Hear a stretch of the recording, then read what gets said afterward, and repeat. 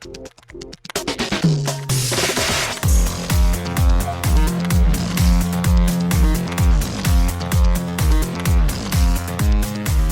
and welcome to Too Fast, Too Forever. There's all kinds of family. We chose this one. I don't know what episode number this is because I don't know when this is coming out, but it is Young Rock Season 3. I'm Joey Lewandowski. I'm Joe, too. And with us tonight, you know, we've done the first 2 seasons of the show, Joe, episode by episode. Yep. Then this time they're like, hey, surprise, it's coming out like this week, and it's on Fridays now. We're like, that doesn't work for us at all. So we figured we would save it till the end. We waited till it was all aired. It wrapped up a couple of weeks ago, so here we are talking about it, and I'm so excited because when we're talking about The Rock for an entire episode, there's one man we have to call, the one man who knows his role, if I'm using that right. We have the Rock, the Rocky Maivia expert, and I don't even know if we've ever talked about the show at all with him, either informally or formally. We have with us tonight to talk about Young Rock Season 3, and I'm guessing probably a little bit of the first 2 seasons too, Mr. Nate Milton. Hello, Nate. Yo, Joes, what is up? It is good to be back with you gentlemen, and yes, I think I have to apologize because I wanted to come on earlier and talk to you guys about the first 2 seasons of Young Rock, but I was locked in the Chi-Chis overnight. And couldn't get to a microphone, so that's on me, fellas. Now, Nate, serious question: if you were locked in the Chi-Chis overnight, how many chimichangas do you think you could eat, and then how many would you eat? A physical limit, and then mental fortitude. Yes, like in terms of what I would imagine myself eating, I'd say I'd go 3 or 4 chimichangas, maybe 5. 3 sounds yeah. Like I could think that 3 to 5 range. That's where I'd be at, but. If you're asking if I'm Joey Chestnut or if I'm Kobayashi, how many could I eat before I tapped out? In my 20s, I'd say maybe I could go 10. Maybe I could hit double digits. Oh wow! Okay. Now that I've crossed into my 40s, I'm probably tapping out at that 5 that I mentioned earlier.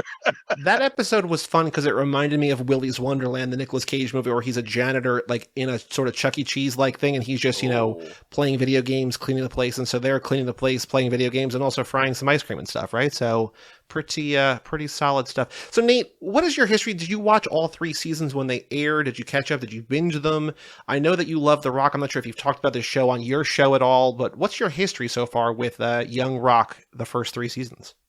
So with Young Rock, as it relates to the Rocky Maivia picture show, Young Rock, much like Ballers, is always the ace in the hole. It's what I got in my back pocket for a rainy day in case The Rock decides I don't want to make movies anymore, I'm done with this, and I run through his entire film catalog. I've got an entire season I'm trying to remember how many seasons Ballers went. Did Ballers go 4 seasons? Ballers sounds right. I think 5 3 seasons, 47 episodes. Okay, so I've got 5 seasons of Ballers and 3 seasons of Young Rock in the back pocket, and I could either do them, 1 episode per season, or I could go episodically. So there's so much I can do. So I've got that in my back pocket to leave myself some options. But in terms of the series itself, I was pretty tapped in for the first season. When it first premiered, I remember hearing about it, and obviously as somebody who was a fan of Dwayne "The Rock" Johnson, not just in the ring, but on the screen, I'm like, okay, I'll check it out. And, enjoyed for the most part the first season. And then as happens with all of us, especially over the last 3 years, life got in the way during season 2 of Young Rock. So I didn't watch any of that until maybe a few months after that show had ended for that season. And then season 3, it's been hit or miss. I never watch it live. It's always that weekend after the episode premieres, I'll catch it, or I'll save up 2 or 3 weeks worth and just watch it on a Saturday. But I've watched every episode of Young Rock, and so I feel like I'm equipped, gentlemen, to kind of dissect this. Some people would call this a television show. I would call this a moment in history that we've all been through, the Young Rock era.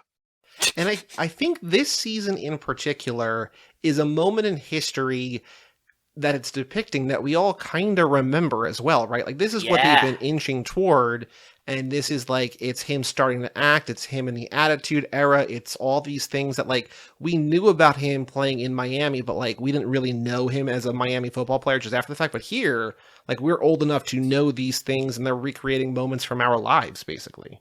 One of the things that I always go back and forth with this series, let's just get it out of the way. Let's just talk about the elephant in the room. One thing that can always elevate or detract from my enjoyment of a Young Rock episode is how good are the stand-ins for the wrestlers that we know. How good is the Stone Cold Steve Austin actor portraying Steve Austin? How good is the Triple H actor portraying Triple H? How good is Macho Man Randy Savage's actor portraying Macho? And so I was really intrigued to see what they were going to do with the Attitude Era portion of The Rock's career. And for the most part, I think they did a good job with it. I was especially pleased with the guy that played Farouk. I thought he was kind of spot on as Farouk. And yeah, I really enjoyed this season. I had a question that I think that you would probably know the better answer to, Nate.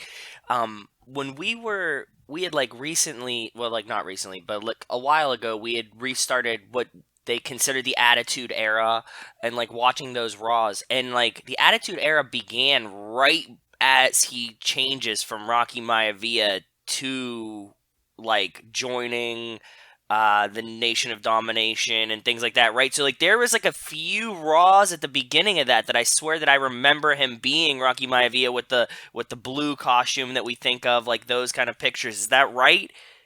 Yeah, because that, they talked about it on the show. Like, Vince thought that this all-American white meat babyface was going to get over with the crowd, but the audience was changing. This was the audience that was into D-Generation X, the audience that was into Stone Cold Steve Austin, the audience that was into the NWO over at WCW. And so the goody two-shoes babyface wasn't going to cut it anymore. So yeah, like, he came in at the wrong time for that Rocky Maivia character, but at the right time to kind of transition into what will become The Rock. Yeah, it was like really crazy because I remember, like we started, after the infamous Stone Cold, John, like Austin 316, we started pretty much right there.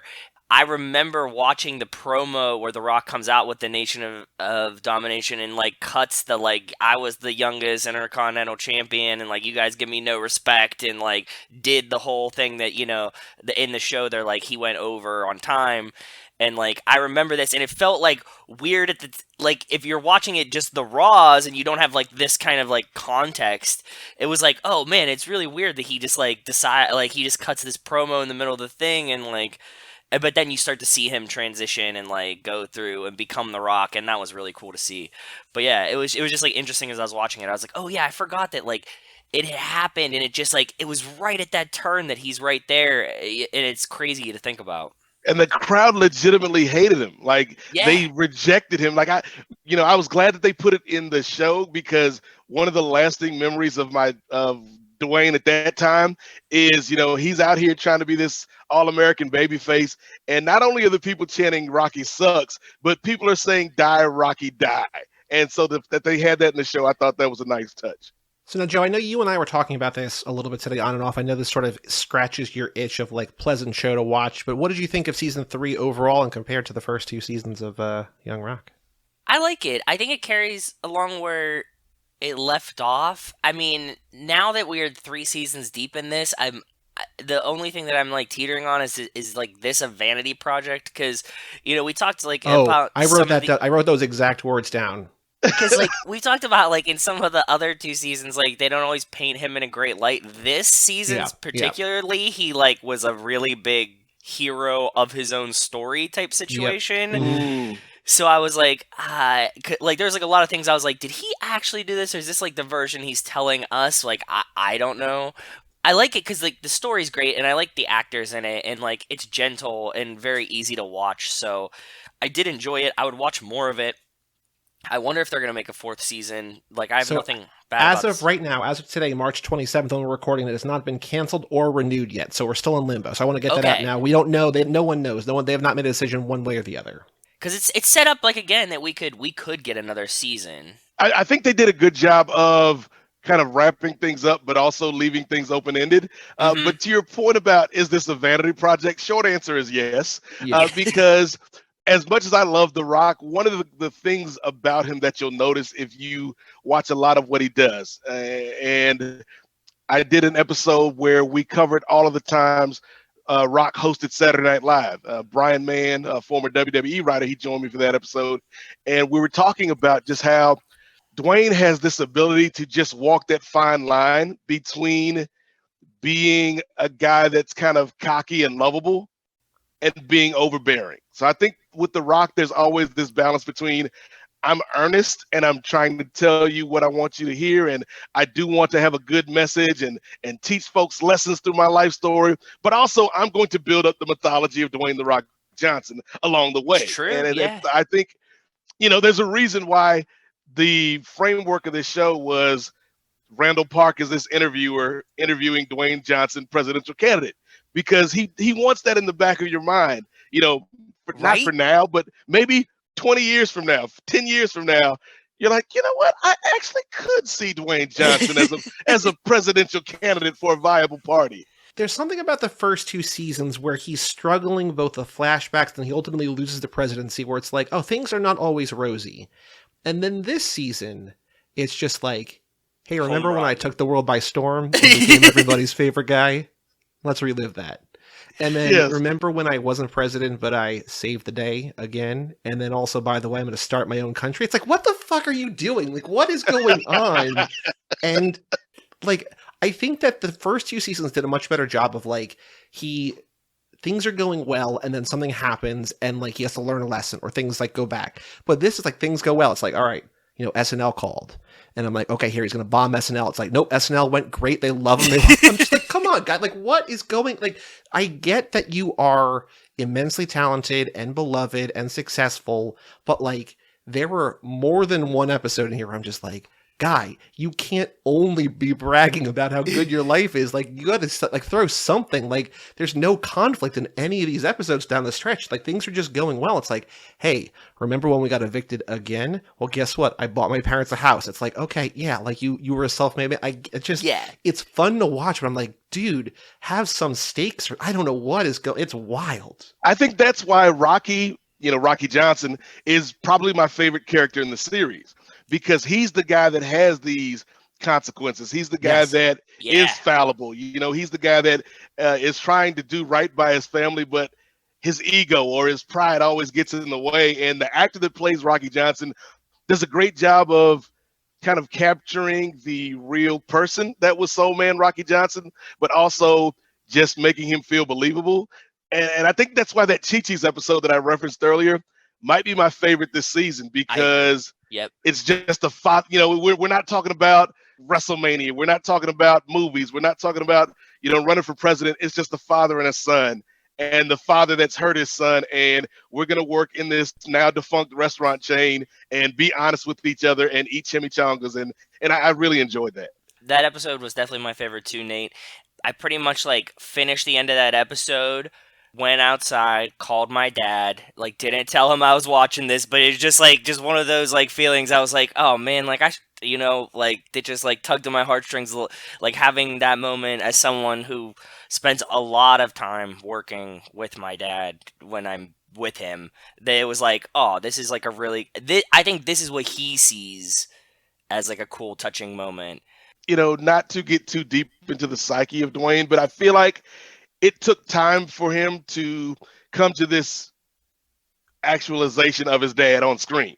Because I think if you listen to interviews from him from 10, 15 years ago, the relationship was a lot more contentious. And obviously his dad's passed, so that kind of changes the way you view a person. But I think that looking back with the hindsight of somebody who's in his 50s now versus a guy in his 20s and 30s and he's tired of his old man, Rocky Johnson is like a three-dimensional character in this show. When I feel like if you had Rock make this show 10 years ago or 12 years ago, Rocky Johnson maybe could have come off as a bit one-dimensional, because it's the view of the son looking back at the father. I think it would have been way more villainous. I think so. Like he gives him like some complexity. He rounds him out here for sure. Yeah. I don't want to put words in your mouth, Joe, but I think the first 2 seasons, I think we both liked the young kids a lot. Like, I think the oldest young Rock, like the high school, the college age, whatever, like the Miami, now the, actor Rock, is undeniably, like, I think a great actor, like probably the best of the 3 kid actors. But I think it was like, we kind of know what this story is. And I feel like the younger 2 kids had so much to do in the first 2 seasons. And I feel like that wasn't really the case here. Like the Chi-Chi's episode was a highlight for sure.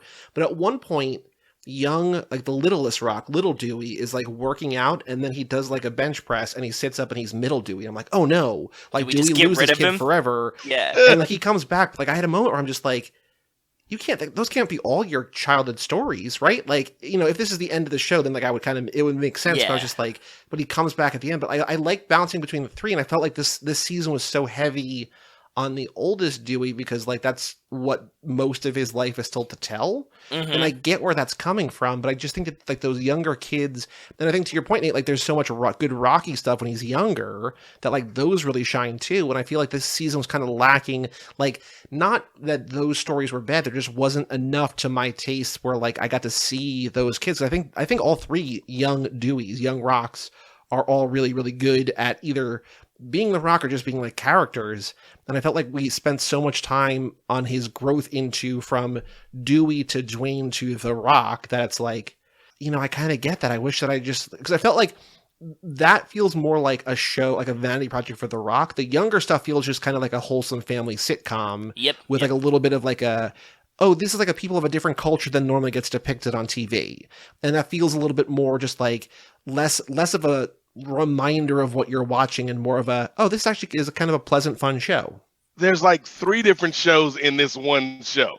We've got like a Polynesian Wonder Years, for lack of a better term, going on. We've also got kind of this story from the college age Rock of a young man kind of coming into his own, and then we've got a biopic, directed by Dwayne "The Rock" Johnson, about how great I was and how I'm also in this fictionalized version of my life saving America, even though I lost the presidency because of an AI. You're right. All 3 of the kids that portray the Rock are really good in their roles. I love that the Kid Rock got some shine, or a lot more shine, I guess, in season 2, because we had to focus on the was it Sean Astin that played Rock's nemesis in season 2, right? 2? Yeah. Yes. So we had a little bit more of Rock in like elementary school and middle school, but I think the Rock was not focused on that. We saw what his focus was. His focus was, yes, all that personal stuff. It was hard, and I'll still tell you some stories about how my dad struggled, or how my grandma is on the run from the FBI at every turn. But at the end of the day, the story is how great I am. I had $7, and now I have 700 million bucks, and that's what I'm doing. Yeah. And I was also thinking about the framing device. Like you guys mentioned Randall Park earlier, and I think that like the first 2 seasons of like him interviewing The Rock on his road to become president, like was a really good framing device for like why he would be telling these long stories.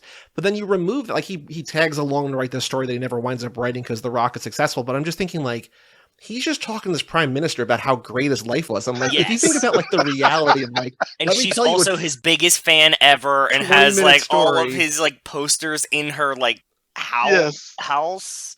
If somebody just starts telling a story and like you're like if you're at a party, you can just kind of drift away. Maybe, but like if it's a one-on-one, there's nowhere to go. And like even if you're a fan of somebody, just like, guy, like we're talking about coffee here, right? In Belgium, right? So I don't know. The one that got me was when the president.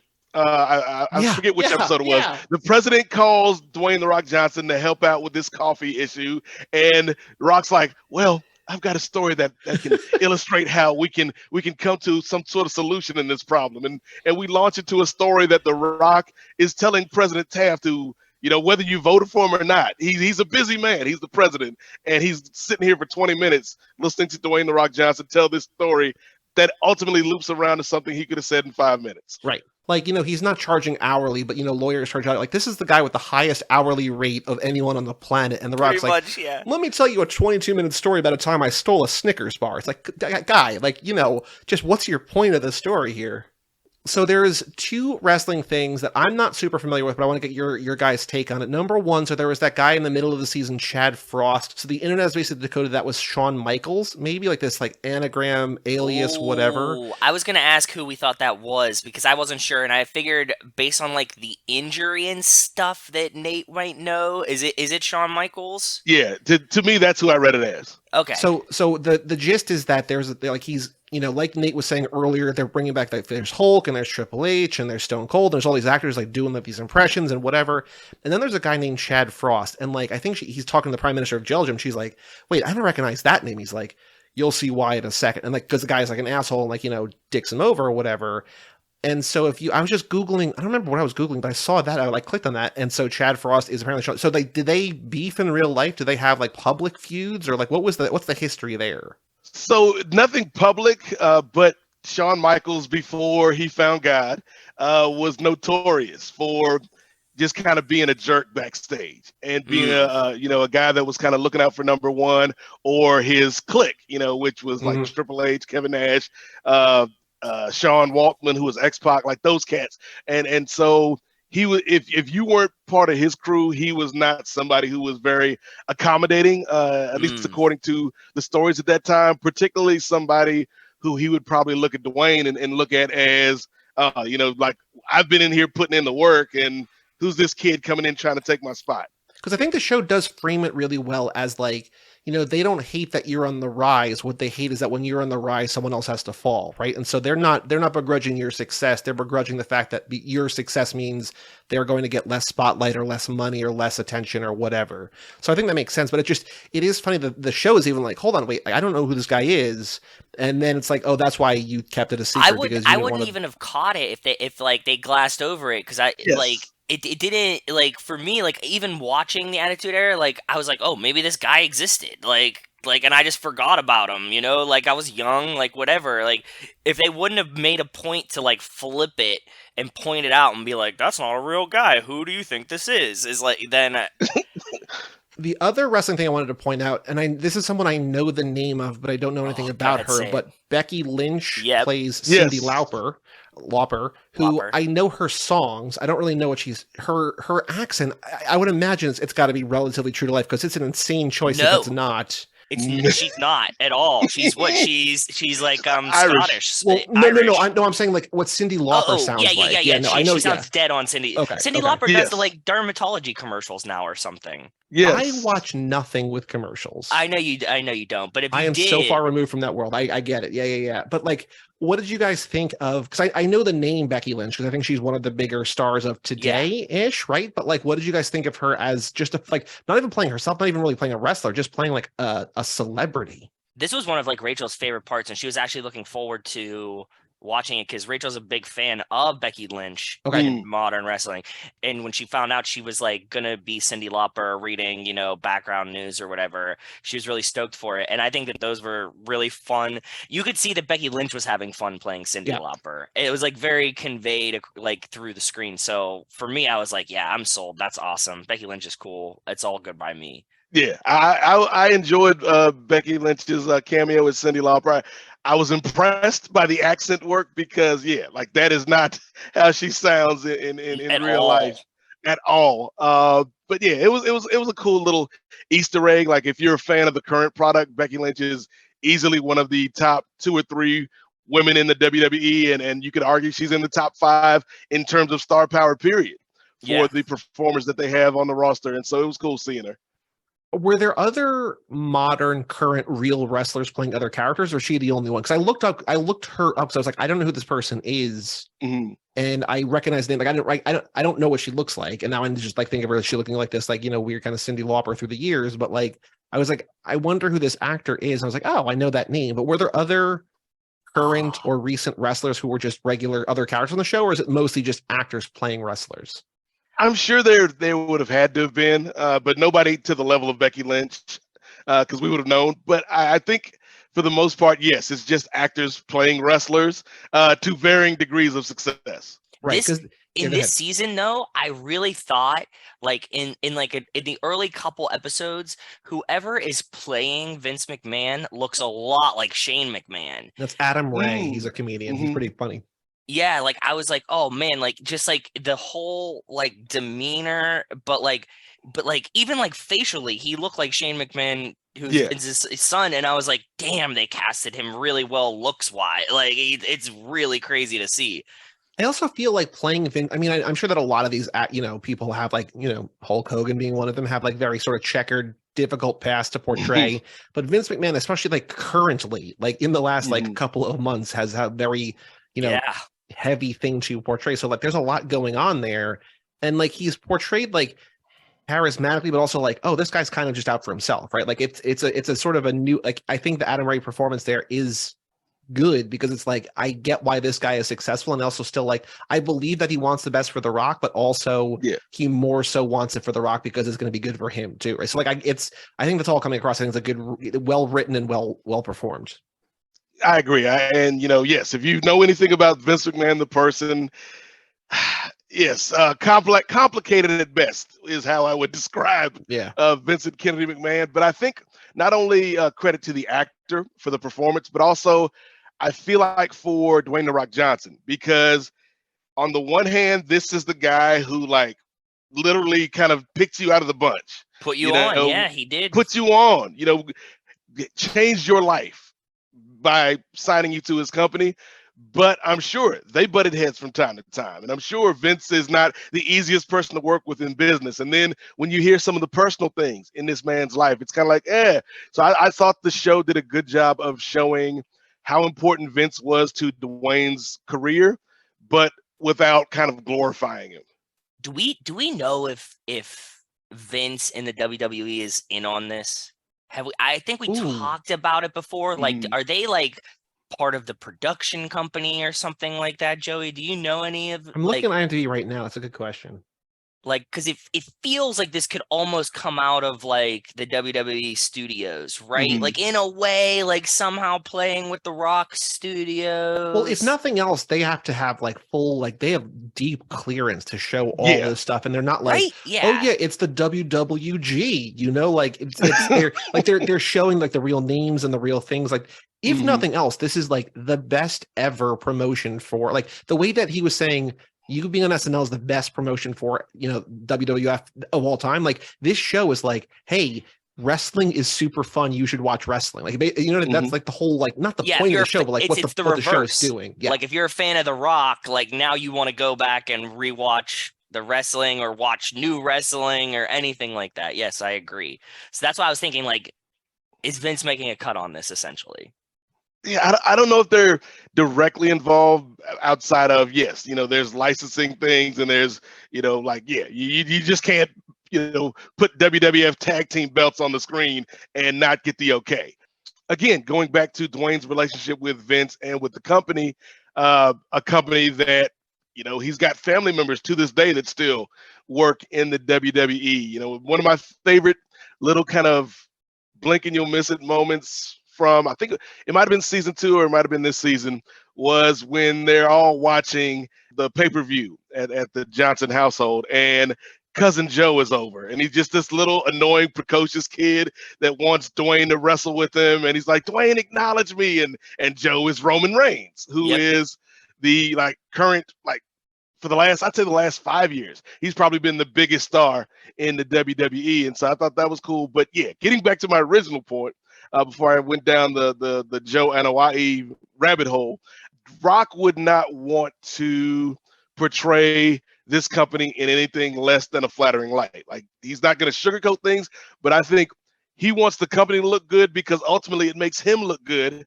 that he's risen to the top of this mountain. So if the mountain looks like trash, then that doesn't help elevate The Rock. Getting back to our original hypothesis that this is, a vanity project. Also, NBC and the WWE have had a long-standing relationship. Okay, going back to Saturday Night's Main Event, Dick Ebersol, Lorne Michaels, and Vince McMahon were all kind of boys.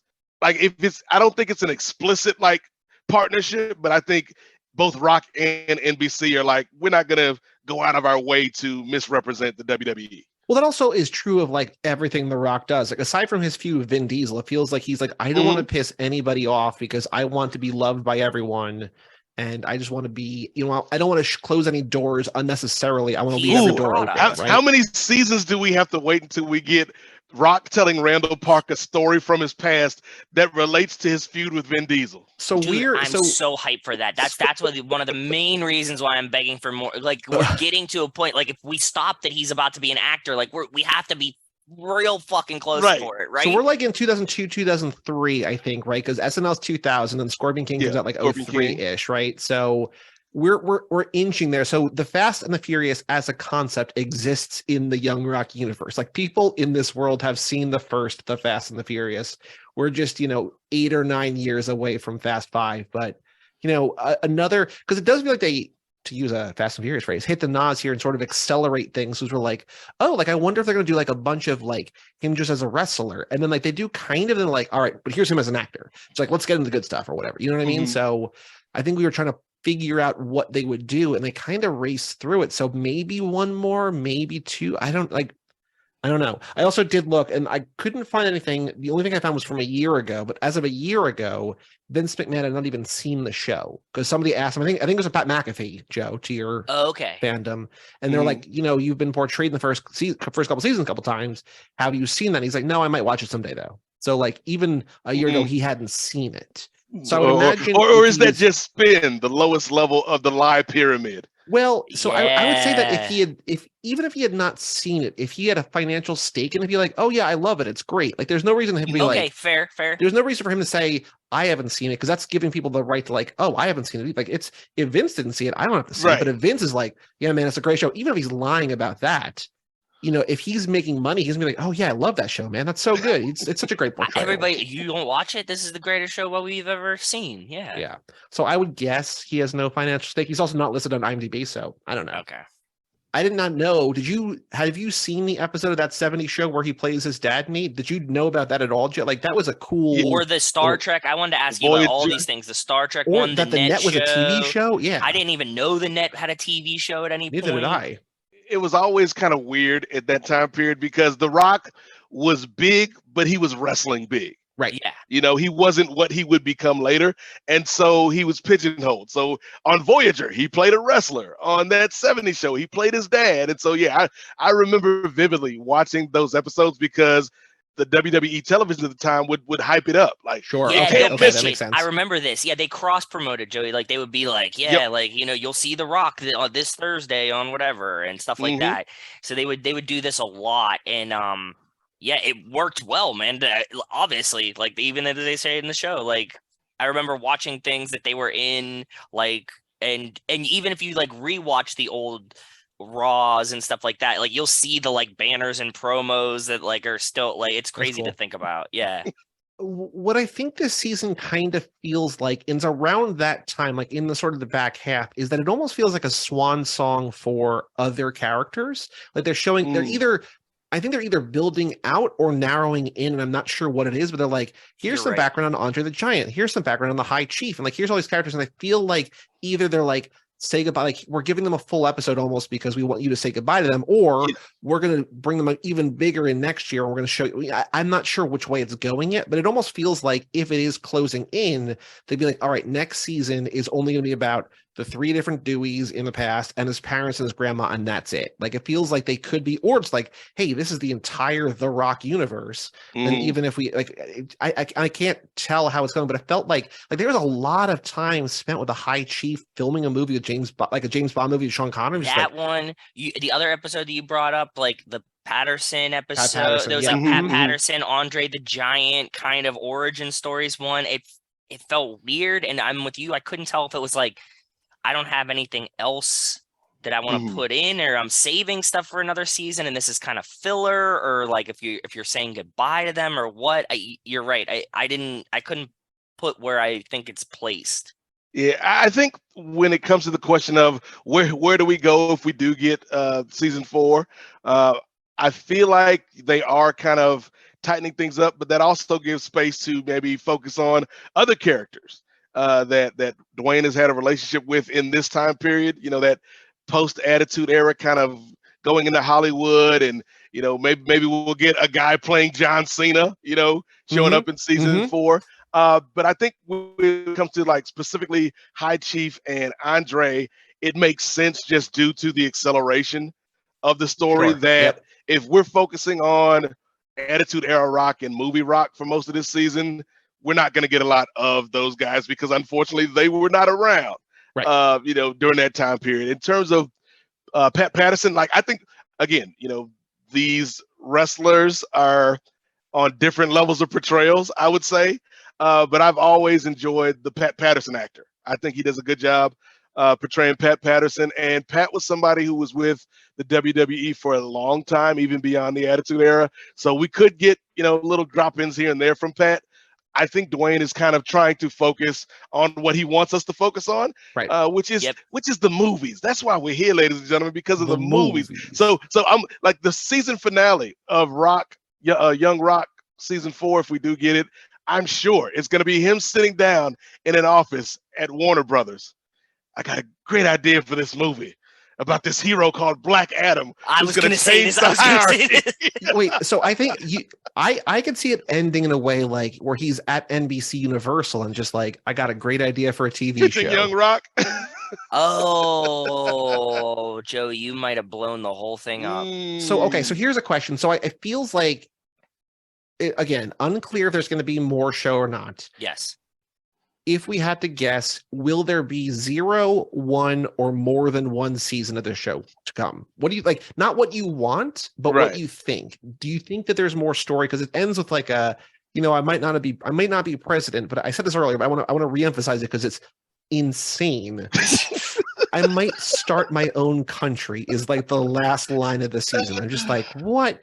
So there's clearly, whether that's a joke or real or whatever, 10 years from now down the line. Well, and that's the thing real quick about that last line, because you would expect him to like smile or wink or something. No, he said that line straight. I think that based on how the show is written and everything that we see and like how it drops in, we start the next season and he's like, I think I'm going to start my own nation of domination, or you know what I mean? And like something like that, and like leads right into a story. Like it's just going to be like one of these things. It's like passing joke, didn't mean anything. You're thinking like, oh my God, this is the craziest shit I've ever heard.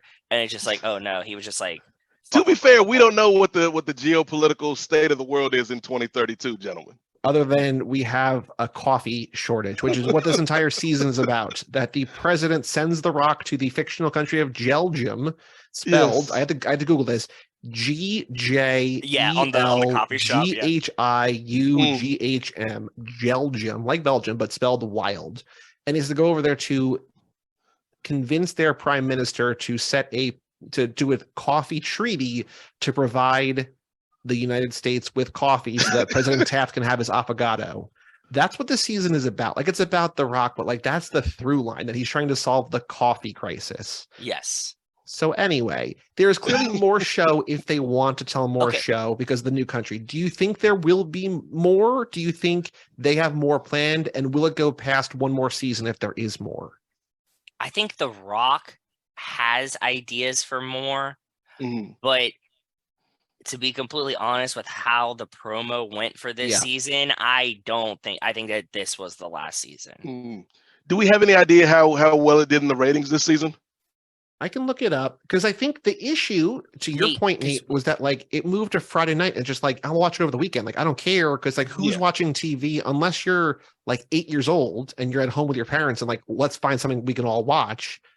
Even if you're like not even old enough to go out, just like I'm not watching TV on a Friday night. Like no, I mean nobody watches TV. If you're programming this in part to wrestling fans, Friday night's a terrible night because not only do you have SmackDown on Fox, but you've also got AEW. So there's no way a wrestling fan is going to choose the Young Rock over either one of those programs. Especially when, you can watch it on Hulu or Peacock. Like this is all on Peacock, but like you can just watch it on Peacock and it's just like, I could, like, I don't need to rush to watch this. This is going to be up there whenever. Right. So it's like, I'm not speeding home from work to find out how this coffee crisis is going to end up, Joe. Yeah. Maybe you should though, Nate. Maybe you should. Did you feel this too, Nate? Because it felt like Joey and I, we were just like, oh shit, Young Rock's back. And then like there was no commercials for it at all, like anywhere. Yeah, I think the only time I saw commercials for Young Rock was like right before the premiere. like, hey, it's coming up next week, and I was like, oh, that's good to know. But no, like I said, I was not watching live. I would watch on the weekends or whenever I got time, and I don't hear a lot of chatter about it. Like I heard in the first couple seasons, and so Okay. they might, do The Rock a solid, because if I'm the network, what else do I have to put on a Friday night, and why burn a bridge or why kick a guy when he's down? He's already not going to be in the DC universe anymore. You know what, Dwayne, we'll keep this relationship going for one more season, and then that's it. So, I mean, I said this when we found out when it was on, but like, this is not for work, not for job, whatever, but like, part of what I do every day is just try to keep up with like what TV is on, just to know. I have an extra vested interest in the show for Too Fast, just because we covered the first 2 seasons. And I was like, hey, Joe, Young Rock starts in 3 days. Did you hear about this? Like, it was just like, hey, new promo. It's just like, no one talked about it. No one promoted it. No one really reviewed it. No, it's wild. So, okay. So the season 1 premiere had more than 5 million viewers. It never reached that again, but season 1 averaged just over 3 million people an episode. So pretty solid, especially pretty today, solid. right? Yeah. Season 2 went down to almost 2.2 million. So like still solid, but considerably down. Season 3, again, moving to Friday night, 1.4 million. So like it keeps dumping. Yeah. I don't think it's going to lower past that, but like it also, like, unless it goes on Saturday night, which is going to be even worse. But like we even I follow TV news. Joe watches all these different kinds of things that like so The Rock could pop up on. Like he could be on Pat McAfee, he could be on the Today Show or whatever, and none of that happened. It's just like, what? Do you care about this show anymore? Like, what is? I don't know. Well, Joe, let me tell you about the time my network didn't have faith in me. Reminds me of when I was a little boy and I went to class and I stole the High Chiefs wrestling gear and I had to tell my grandma, and she didn't believe me. She said, Dewey, why did you do that? And that's why NBC should give me another season, Joe. Now, Nate, I appreciate that story. That story was not 22 minutes long. Do you have another story that's about 21 and a half minutes long? We need to fill out the rest of this episode with a story, and I was really hoping you would carry it to the end. Tell me about somebody else. Yes, let me tell you about this time me and Bruno, we went to a bar. Dude, I fucking love Bruno. I think Bruno's one of my favorite characters on this show. Like, the actor and like the character and just like their relationship is like one of my favorite parts of it. And like I would watch essentially a buddy cop Kevin Hart replacement with Bruno all day. Like they just have so much fun together. And I love the character of Bruno, and and one of the most heartwarming videos I saw during the pandemic was when The Rock bought Bruno a new truck, because Bruno's truck had, conked out him or whatever. He was having hard times financially. In real life. In real life, yeah. Yeah. Rock, that's so cool. Drove up to Bruno's house and he's like, "Hey, buddy, come on out and look at my new truck, brother." And then Bruno's like, "Yeah, sure is nice, Dwayne." And then he's showing him all this, and then he's like, "You know what? It's yours." And he gives him the keys, and Bruno just breaks down and cries. And so it's like, to know that they're like this close in real life, and then to see it in the show, I thought they did a really good job of kind of showing that relationship between these two guys who, if you just look at them, you wouldn't think they would have a lot in common. Never I would put these two guys, like if you saw them sitting at a bar, you'd be like, what are these two guys doing sitting next to each other? Like, this makes no sense. And then like in reality, they're like super buds, and it's really cute to see. So what you're telling me is The Rock has a history of buying people trucks. His dad, Bruno, go-to.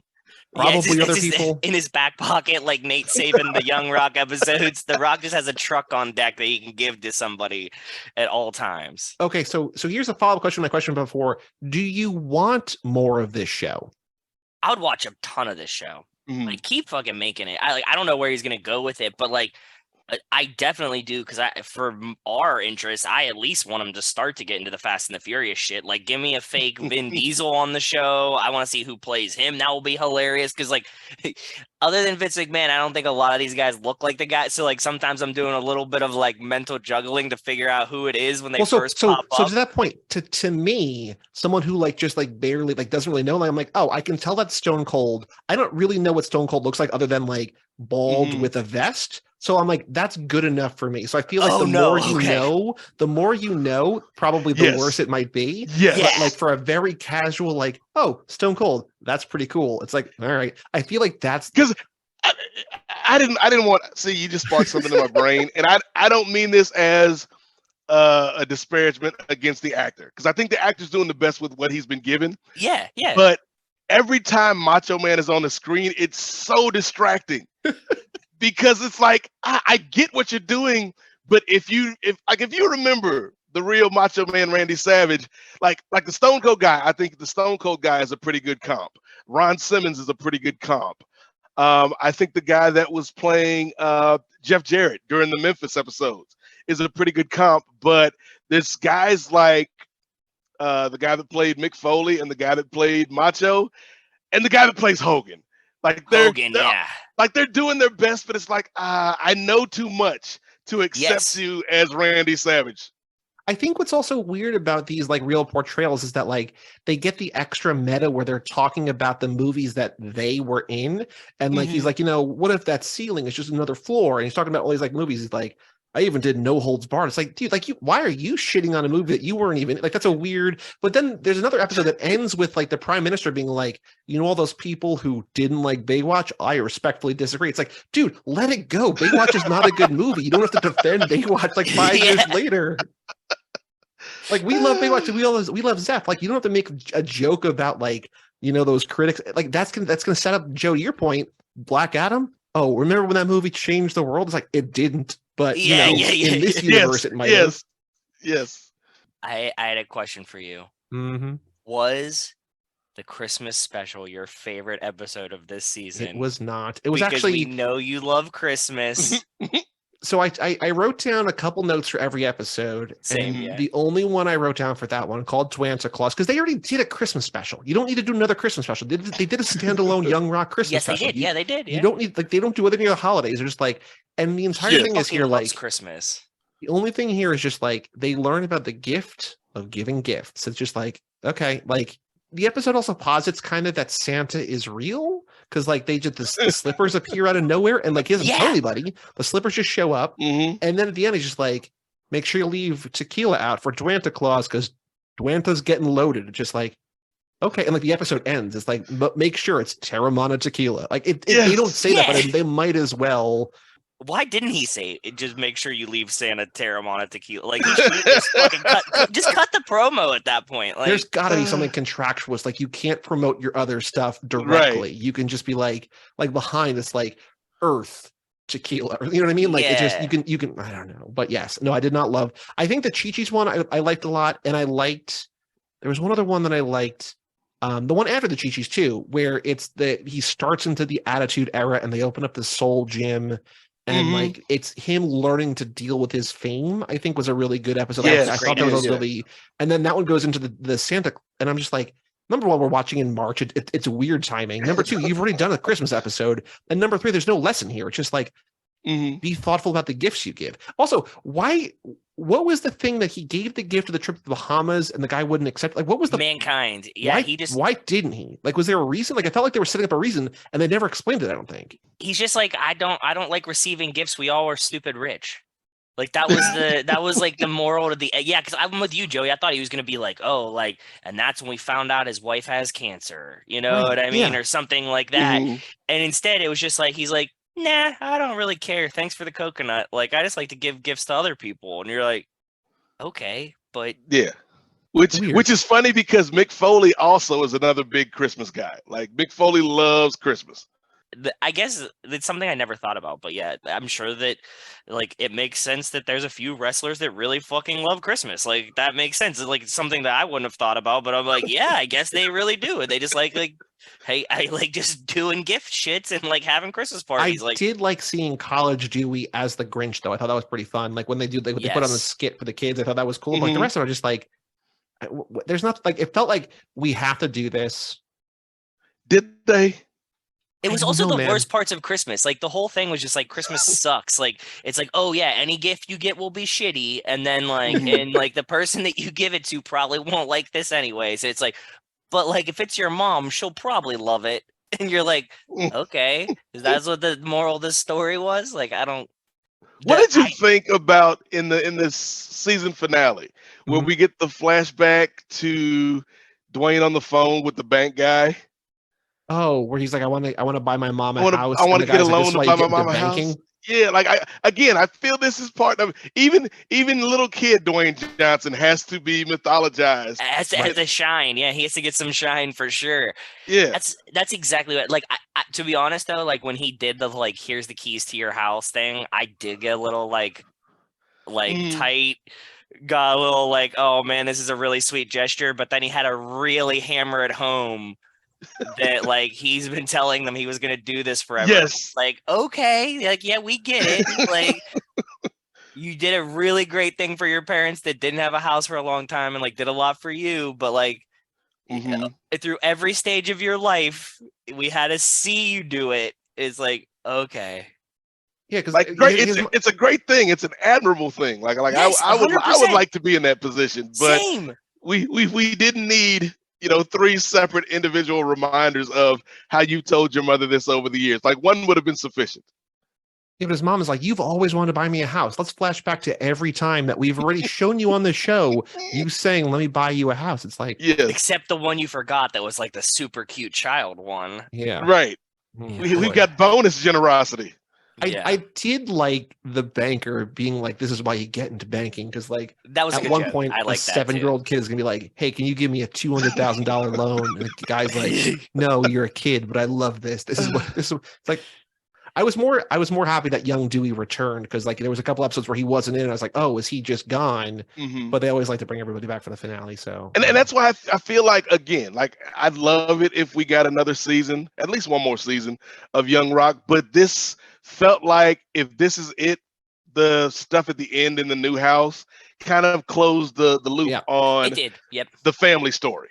I think the season 2 finale could have, because I think that's what a lot of shows have to do now because nobody knows if they're going to get renewed or not. Like even when you're The Rock, you don't know. But like with season 2 ending with him losing the presidency, like it's kind of a downer of an ending for the show, but like it puts a button on that story. And then here again, it's just like, basically, the story. We're not that far in the past. You can connect the dots, and also like this part is told. But you could also do this for like 8 more seasons, like because like it's all nonsense stories in the present day. It's just like we're solving the coffee crisis. If you have more stories as a kid to tell or just to make up or whatever, they could keep going forever. I mean, I don't really want them to. Like, I will watch more, but I feel like do one more really good season, I'd be on board. There's that so feels like so that's much. The goal. I feel There's like that's the goal. Like we're like close Black enough Adam? now. Yeah, that we like we're close enough now that like we have. I don't think you could do 2 more seasons. I like not that I wouldn't watch 2 more seasons. I think that like based on the timeline and like where we've caught up to, like this was the Attitude Era part, and like if they're leading into the actor era part, like I can't see how you do like another one on top of that unless you go and you're just like purely in modern day, the future, and you're like, okay, now it's just like a show about the Rock doing goofy stuff in the future.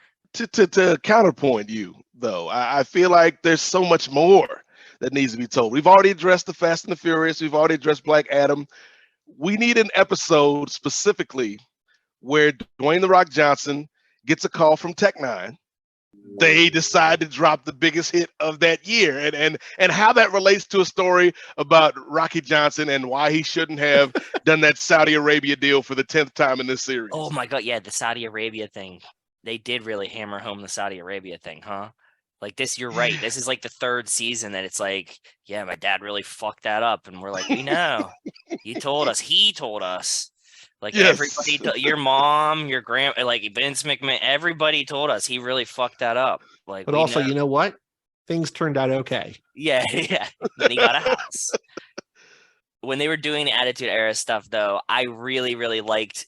Like Joey, I don't know if you know how famous the Triple H promo that he cut is in like the wrestling, like the one where he like does the impression of Triple H. Like that's like one of the most famous Rock promos ever. No, I did not. That's where they're in the ring and he does the impression and the Triple H gets like really pissy at him. Yeah, he's like, "Why are you constipated?" Does like the Triple H, like that is still like one of the best Rock promos. So like seeing that was really, really cool. Well, like what I think is like I've watched very, very little wrestling. I only know like sort of stuff through cultural osmosis, but like seeing him, like I think they did a smart job of like the montage of all of his catchphrases, but like seeing him like because that guy is just such a good impersonator of like The Rock. And even if it's not spot on, like him going back to back to back to back of like all the things that even I know, it's like, this is pretty cool. Like, it's just, this can be a vanity project, and I don't love it for that, but like, there's reason to be vain because he's been so successful. And so watching somebody else like relive that is kind of cool.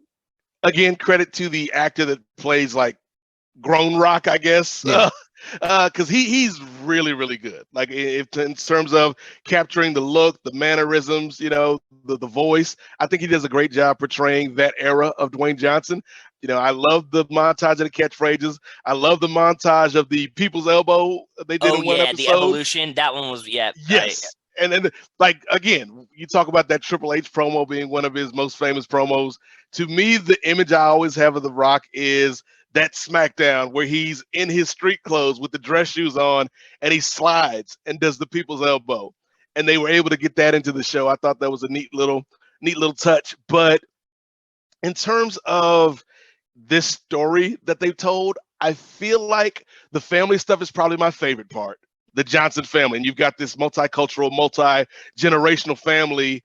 And that in itself, like, there's going to be drama. And then you add the wrestling business on top of that, showing his growth and the family's growth around him, regardless of whether they hit the mark on all of the stories and the lessons they're trying to show. I think that is probably my favorite aspect of Young Rock is the family.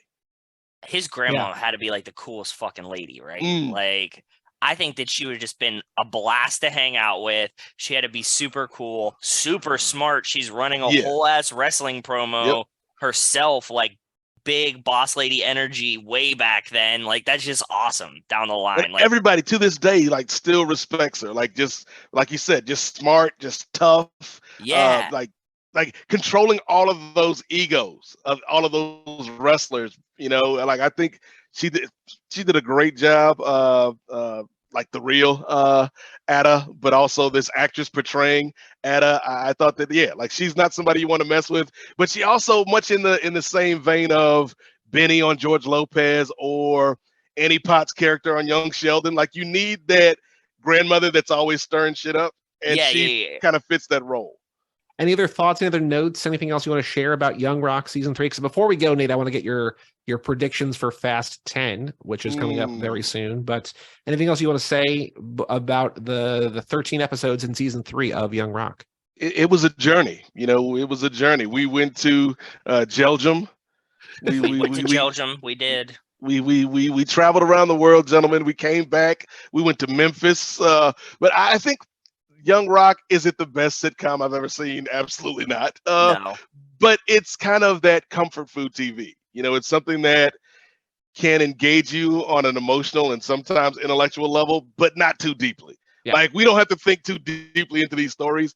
I love the relationship of the family. I think the Rocky Johnson stuff probably resonates the most for me, just because I think we can all kind of identify with that feeling of having a vision of our parents as kids. Yep. And then the older we get, we're like, like they're just people trying to do the best they could with what they had.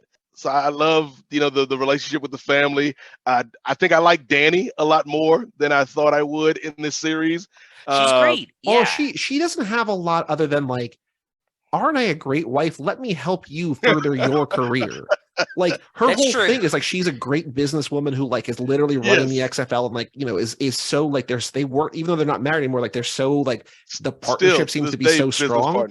And here it's just like, sure, I'll return your phone calls for you. Here, let me teach you a life lesson. It's like I think the actor is great, but I would love to see her have any dimension other than, let me support you, Mr. The Rock. Like his receptionist / wife. Yeah.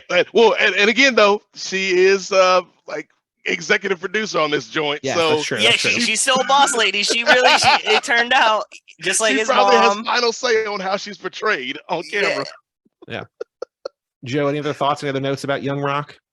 Just because we know that Nico and Kevo love Tori Amos so much, how weird was it to see a Tori Amos tax statue that Mankind had built in front of a piano? That was wild. That was cool. I like that. So it was just like a really bizarre, and I'm like, that's something so bizarre that it probably existed, because like that's too weird to make up. Yeah. Yes. So like, okay. So then, do you Yeah, think like wrestlers are weird, guys. is that the real one that they borrowed? Or did they recreate? Because it's also weird to think that they recreated a weird thing. Yeah, like who is like the guy that's like today your intern job is to glue all these tacks together to look like Tori Amos, and you're like, what? And they're like, yeah, well, like Mankind had one, and you're like, what? Right. Yeah, And I this don't this know. 20-year-old intern's like, who's Tori Amos? Who's Mankind? Yeah, What's exactly. a thumbtack? Yeah. You don't even use thumbtacks. You're right. Like, what would you use them for? I don't know. All right, Nate, as we record this, we're about 6 or 7 weeks out from Fast 10. We've got the one trailer. We'll probably get another trailer in the near-ish future. Did you watch that first trailer? Thoughts, hype, expectations? What are you hoping for in Fast 10? What are you afraid of? Give us whatever thoughts you got about the next Fast and Furious installment. All right. So, we go from Dwayne "The Rock" Johnson and his family, to another family. Unfortunately, Dwayne "The Rock" Johnson is not part of this family anymore, it seems. No, he's not. At least not yet. Not yet. Yes. We'll find out more about that in Young Rock season 5 when Vin Diesel shows up, makes a cameo. But I'm excited. Like, I think that, we talked about Fast 9 and how much I enjoyed John Cena kind of being added to the mix. I think Jason Momoa coming in, and just the little bit that we saw of him in the trailer, he looks like he's having fun. And I like a villain that has fun, and it's not a disrespect to someone like Cypher, but I like that we've got a villain that is enjoying the art of being evil. Yeah. I like that we've got John Cena in the mix. I like that we've got Captain Marvel in the mix. It's ironic. Dwayne Johnson didn't want to work with Shazam, and now he's not getting to work with Captain Marvel. So that's a deep comic cut for anybody listening. But I think the part that I'm the most intrigued in is the part that we talked about when we did the F9 episode is Han and Shaw. Like that's the relationship I'm most keyed in on, because those two need to have a conversation. It can't just be like, you ready to go? And then we're racing. Like, no, there's got to be, they've got to have a truth session like Dewey and Rocky did at that Chi-Chi's. Like, maybe we need to lock them in whatever the modern day equivalent of a Chi-Chi's would be, and let them talk. Like a Chipotle, I guess. Yes, right? Lock them in the Chipotles for one night, let them air out all their grievances, and then they're good. So now there was rumors like a week or two ago that they were filming this top secret cameo. Do you think Giselle will be back? Do you think we'll get another muscly person? Do you think, like, if you have a dream casting of who could fit into this world for like one more, maybe probably one more movie, do you want Giselle back? Do you want somebody else to be added? Is there somebody on your bucket list that you would, I mean, obviously we'd love to see. Okay, so 3 questions. Do you think we'll see Giselle back? Will Hobbs show up? Because we got to have Hobbs back at some point, hopefully, in theory. Or if it's neither of those people and there is just some other cameo, who do you think it could be? I mean, obviously, all of those would be great. Like, I'd love to see Giselle back, particularly since things over at DC Warner Brothers are kind of up in the air right now. So, come on home.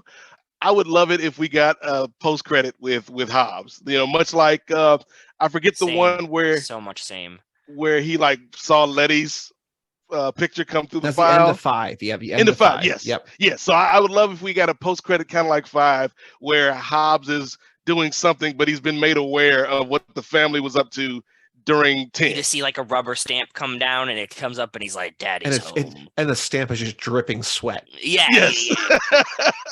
But if we're not going Giselle, if we're not going Hobbs, Brixton could be cool, but I don't think he's in the running for this. If I'm thinking outside of anybody we've already seen in the Fastiverse, I feel like it's too crazy to happen. But I would love it if we saw Big Dave Batista. Oh well, yeah, he is on record as hating the Fast and Furious movies. That's right, because Big Dave is an actor. Yes. Yeah. Why doesn't he get cast in any romantic comedy? Well, it is weird that you can hate whatever you want to hate. I mean, it's whatever, but like, yes, he's there. They make up 2/5 of the Guardians. Like he's just like, hey Groot, fuck your franchise, right? Like it's weird. It's weird. He's I feel like I don't think it's like any real beef, but I think he does enjoy the idea of poking like Dwayne, like he did during Black Adam's failure at the box office, or kind of turning his nose up at the Fast and the Furious, despite What did he do about Black Adam? I don't remember. What did somebody asked him about Black Adam and would he like to be in a sequel or in the DC universe, and he said something to the effect of, or they asked him about Dwayne's performance, and he was like, I'm into real acting or something like that, something to that effect. Oh God. I'm paraphrasing. Yeah. But it's like burning your own bridges for no reason. Come on. Yes. Yeah, he's the opposite of. You got to give him credit for he's the opposite of The Rock. Instead of being like, I love all movies, I love all people, everybody just like, to love I don't me. like this, I don't like this, I don't like you, I don't like you. Yes. Like, and I love Batista too. Like, I think Batista's a great actor. Yeah. I think that, but it's also like, come on, buddy. Like that. Just keep your mouth shut just a little bit. Like that Guardians of the Galaxy money is not gonna last forever. Like, who knows how long you got left in this universe? Don't burn your bridges before you cross them. And he's also one of the very few very muscly men still left who is not in this franchise. Like, somehow when they cast Momoa, we're like, of course. Like, how do we not think of Momoa? But you got like him, you got Joe Manganiello, but I don't think he has no offense to Pittsburgh, I don't think he has the clout to really like one up things. Like Dave Bautista is on the rise, right? Yeah, but like in terms of big muscly like A-list or close to A-list dudes, it might just be him. Yeah, I think you're right. I can't really name anybody else that would, like, unless you go like we said, like Keanu or someone like that. But that's Like if we're not doing big muscly dudes like Keanu, Denzel, Wesley Snipes, like those are the guys I'd like to see kind of hop in. Like Denzel in a Fast movie, like that would be ridiculous. Mr. Nobody 2, Mr. Somebody. They've teased Keanu around the Hobbs and Shaw stuff. They've teased Robert Downey. Like, I think Vin really wants Robert Downey Jr. in these movies. Like, Michael Caine's name has been floated. Like, there's a lot of like still big name actors who are like sort of kind of tied to the franchise, but it could really go anywhere. I'm excited. Much like that coffee bean, you don't know where the coffee bean is going to go when you put it in the ground, but it just sprouts. And I've lost track of the analogy, boys. But this reminds me of that one time where I was on the road with Bruno, and it was in one of those duck down towns, one of those duck down towns, and I was ducking, but then I didn't duck up fast enough, and I ended up hitting the curb, and then so I had to call Macho Man Randy Savage because he had to deal with a car dealership, and then Tony Atlas came in and started talking about feet. Nothing's easier. That's exactly how it's going to play out. By the way, that is one thing that I love about Young Rock is that they are so petty that every time, or almost every time, Tony Atlas's character was on the screen, he talked about feet because it is well documented that man had a foot fetish. Like Rex Ryan, man. You never let it go.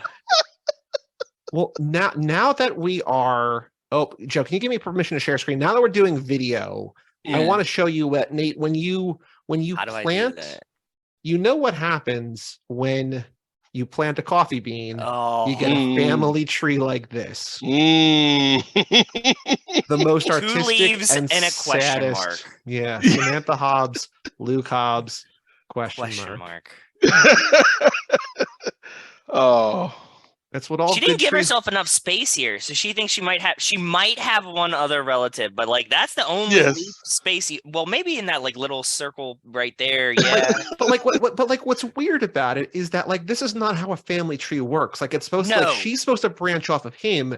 They're equally. She's actually more of a main branch than he is, right? So like. This tree is all sorts of messed up, but yeah, I'm just like, Nate, you were bringing up coffee bean analogies, things sprout, things grow. We know that things grow for Dwayne "The Rock" Johnson when they become a weird tree that like is all bent and twisty. And like, I guess this is, Jonah, maybe, I don't know. We need that spinoff, just going into the genealogy of the Hobbs family. I mean, that's kind of what Hobbs and Shaw was. And then until it wasn't, right? It's just like, No. I'm not talking about a spinoff like that. I'm talking about we need the Hobbs prequel.